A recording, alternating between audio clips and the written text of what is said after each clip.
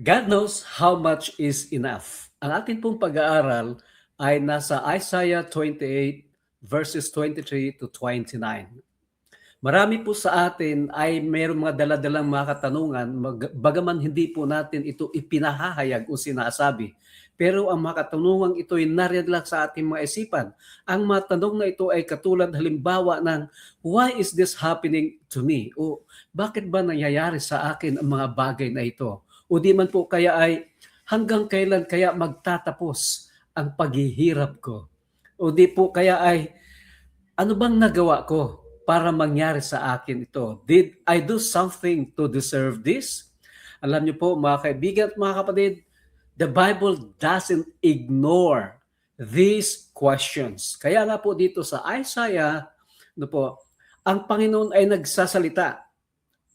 Hindi po sa pamamagitan ng malakas na kulog o kidlat o hindi po sa pamamagitan ng kanyang pag-uutos or commands, but through the quiet picture of a farmer working in his field. And base po sa talatang ito, ay 5 bagay lamang po ang nais kong pansinin natin. Unang-una na po, God first asked us to listen, not to explain. Po, kaya nga po ang tanong, God speaks. Are you listening?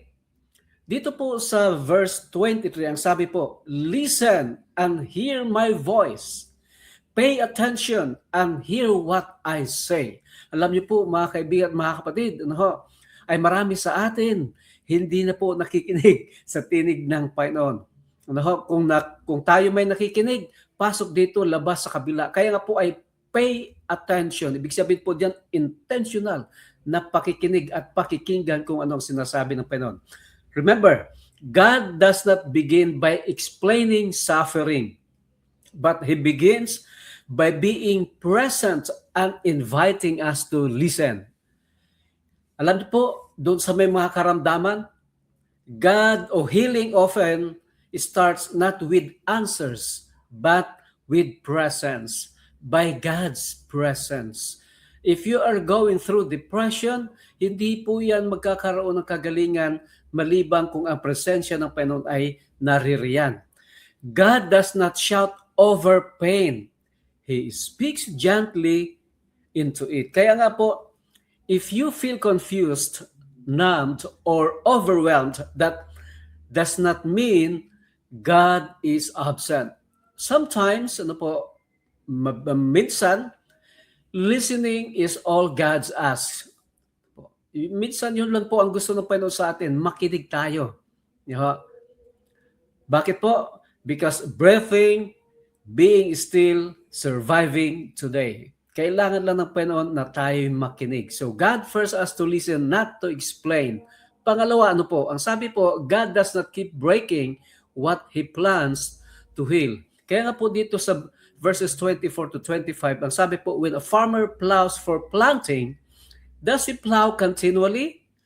Pagka magsasaka po ba ay nagtatanim, ano po ba, araw at gabi o tuloy-tuloy lang po siyang tawag dito, binubungkal ang lupa? Ano po, inaararo ang lupa? No.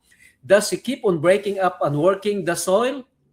When he has leveled the surface, does he not sow caraway and scatter cumin? Does he not plant wheat in its place, barley in its plat, and spell it in its field? So, di ba? Kaya nga po sinasabi dito, does the farmer keep plowing forever? Hindi naman po pwedeng magsasaka ay mag-aararo na lang mag-aararo. So the answer is no. Kaya nga po, a farmer plows only as long as necessary, never endlessly.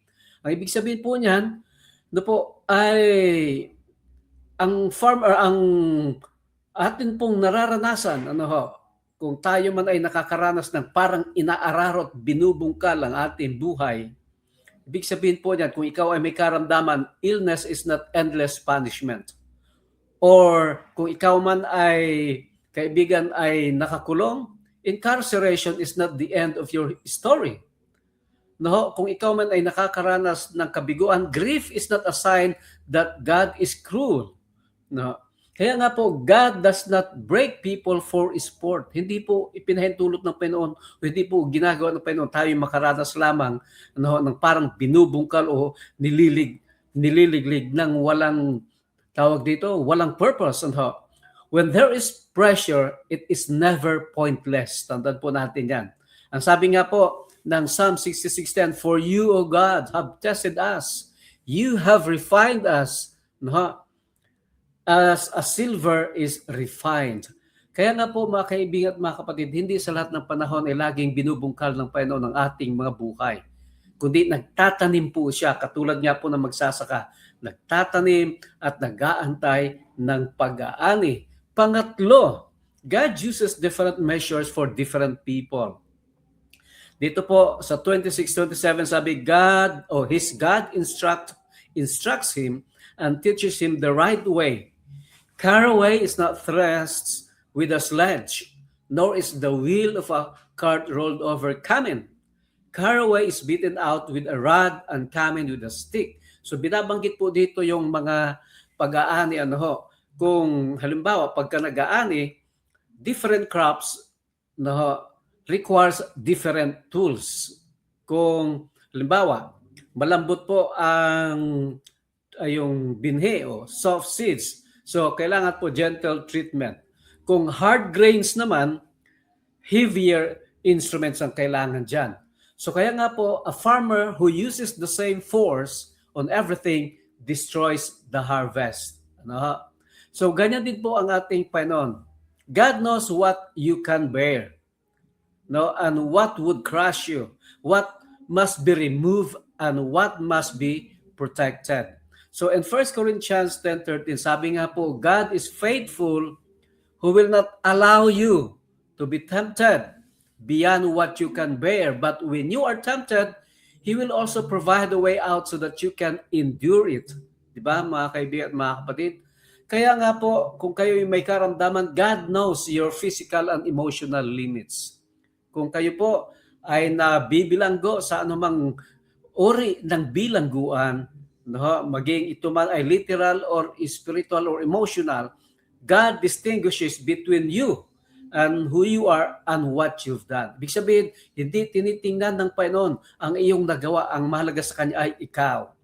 Kaya nga po, kung ikaw naman ay nagdadalamhati, God knows grief is not weakness. It is love with nowhere to go. Number 4, God does not crush what He intends to save. In 28:28, grain must be ground to make bread, so no one does not go on threshing it forever. The wheels of a threshing cart may be rolled over it, but one does not use horses to grind again. So sinasabi po dito, kung paanong inihihiwalay yung mga dayami sa mga trigo or sa palay, ay ganun din po ang nangyayari sa atin.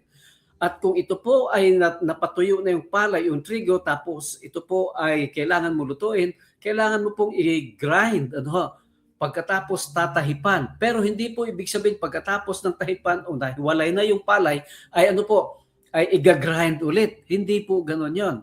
Ibig sabihin, pagkatapos na mag-grind na at matahipan at meron ng bigas, yan ay ihihiwalay na.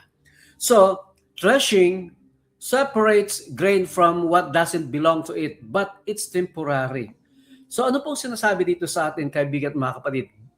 God may remove things we relied on. May mga bagay po na maaring aalisin ng Panginoon sa atin sapagkat doon tayo nagtitiwala. But He never removes our worth. Hindi niya inaalis kung gaano tayo kahalaga para sa Kanyang paningin. He never destroys what He plans to redeem. Kaya nga ikaw, kaibigan, kung ikaw man ay nakakaranas ng parang ikaw ay nililiglig, ang ibig sabihin na po niyan, inihiwalay ng Panginoon yung mga bagay na hindi nararapat sa kanyang mga anak. He never destroys what He plans to redeem. Dinadaan lang tayo sa sa pagsubok upang mahiwalay o ma-refine ang ating mga likas. Sabi nga po sa Lamentations 3:31-32, for the Lord will not cast off forever, though He causes grief, yet He will show compassion. And Last, mga kaibigan, mga kapatid, when we don't understand, we rest in God who He is. 29, all this also comes from the Lord Almighty, whose plan is wonderful, whose wisdom is magnificent. God's wisdom is higher than our understanding. God's wisdom is gentler than our fears. God's wisdom is stronger than our pain. Kaya nga po ang sabi ng Romans 8:28, in all things, God works together for good of those who loves Him. Tama? Kaya nga po, the big idea here is that God knows what He is doing, even when we don't. And He knows when enough is enough. Kaya nga po, I would like to remind you, you are not forgotten.